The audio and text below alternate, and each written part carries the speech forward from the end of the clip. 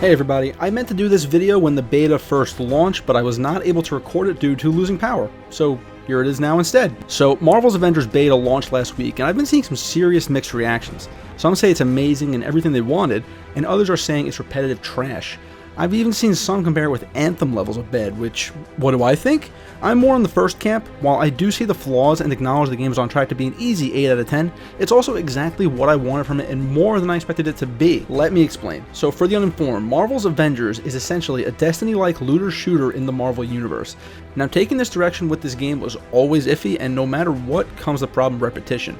Every looter shooter has the problem of repetitive tasks or objectives, but those games also don't let you play as the fucking Avengers.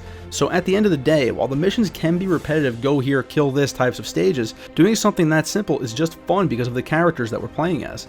I would actually make the argument that the 2 story missions you must play before the game opens up are actually the worst part of the beta. Now don't get me wrong, these are fine missions designed around the individual characters, but they also severely limit where you can go and what you can do. These are similar to Tomb Raider in level design, are totally fine on their own, but once the game allowed me to select whoever I want for multiplayer missions, I was having infinitely more fun. Now, the reason I think this was so much more fun is because since I knew this was a beta, I didn't care or want to know the story since I'll be playing it in a month anyway. I wanted to play with a squad, fight bad guys, and get loot. It's the same reason Destiny really begins after the single player. It's the same reason Monster Hunter is fun. It's grouping up with friends or randoms and taking on more difficult content. Once I was able to do that, the game went from, this is pretty cool but not mind-blowing, to this is exactly what I wanted. There's just something incredibly satisfying about flying around as Iron Man, laying down covering fire while the Hulk goes on a rampage below you, then calling in the Hulkbuster armor to go finish off a boss. Moments like this make it infinitely more fun with people, which is where I think a lot of the complaints are coming from. The servers were absolutely garbage during the beta, and I was incredibly lucky if I could find the game, and of course, I didn't while I was recording. So sorry if I can't show any of my footage as Iron Man after talking about how cool he was, because by the time I was able to make this video, the wave of the beta was over. But moving on to other things I liked, the uniqueness of each character.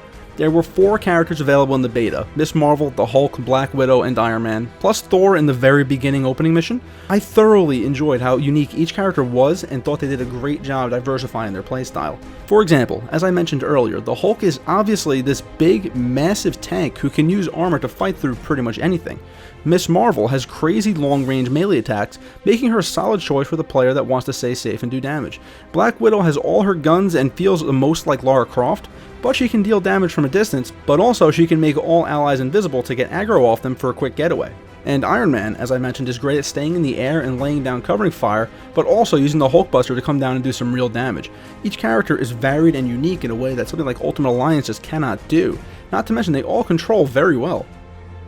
So all that praise said, this game is far from perfect. I do want to talk about the things I don't like as well, and there are 2 glaring issues here. I won't mention the servers because that's the whole point of a beta. I imagine that will be fixed by launch, but the biggest issue I actually had was performance. I played this game at New York Comic Con a year ago and came away with the same complaint. This game's frame rate is ass. Even on performance mode on a PS4 Pro, this game struggles to maintain 30 FPS. Don't get me wrong, I get it, the game is beautiful looking no matter which way you look at it, but I really wanted this to get fixed by launch and it does not look like it will be. Which is even worse because they announced Spider-Man being a PlayStation exclusive character. I basically have to choose between a good frame rate on PC or missing out on one of my favorite comic book characters of all time. I shouldn't have to make that choice, and that absolutely sucks. At the very least, make a cross-save so my dumbass can double dip and switch when I feel like using Spider-Man. My second complaint, which I think is actually the bigger long-term issue, loot has no cosmetic value. Many people are complaining about this same thing, and I completely agree with this. This game is a looter. The whole point of the game beyond the story mode is to get better and better loot, making your characters stronger. But this loot has 0 impact on your character's appearance. The only cosmetic changes are available in the Fortnite-style in-game store, which I'm sure will strongly incentivize using real money to get actual cosmetic changes. I understand what they were going for with this. They don't want people to be able to dramatically change their character's appearances because then they won't have to buy these skin packs. The problem with this, aside from obvious monetization, is many people play these games specifically to make their characters look as cool as possible. Removing the aesthetic loot grind will definitely hurt the longevity. What they should do is something similar to how Mortal Kombat 11 handles it, like maybe allow you to change what Iron Man's laser looks like while not impacting the whole costume. That way people get their customization and you can still sell the additional costumes later. And that's just one idea I came up with in 10 seconds. There's a way to do this better, of course, to address the repetition. It absolutely is a repetitive game, A lot of the missions are go here, beat the crap out of these enemies, collect treasure, move on. This is not an issue to me. I've beaten Persona 3. I know what grinding is. This would only be a problem to me if the game wasn't fun to play, but thankfully it is. My complaints and issues aside, I had an absolute blast playing this beta and will be playing it on launch day. And I really hope this video can help convince you guys on the fence to at least give it a chance. It is a very good game, just not perfect. And that's really all I've got for you guys today. I really hope you enjoyed this video, and if you did enjoy it, feel free to subscribe for more Avengers content, and let me know in the comments below what you guys thought of the beta if you played it, and are you going to be picking the game up when it does come out? I'm really curious to see what people besides game journalists have to say about it, so please drop a comment below. I'm very interested. But guys, thanks again for watching, and I will see you in the next video.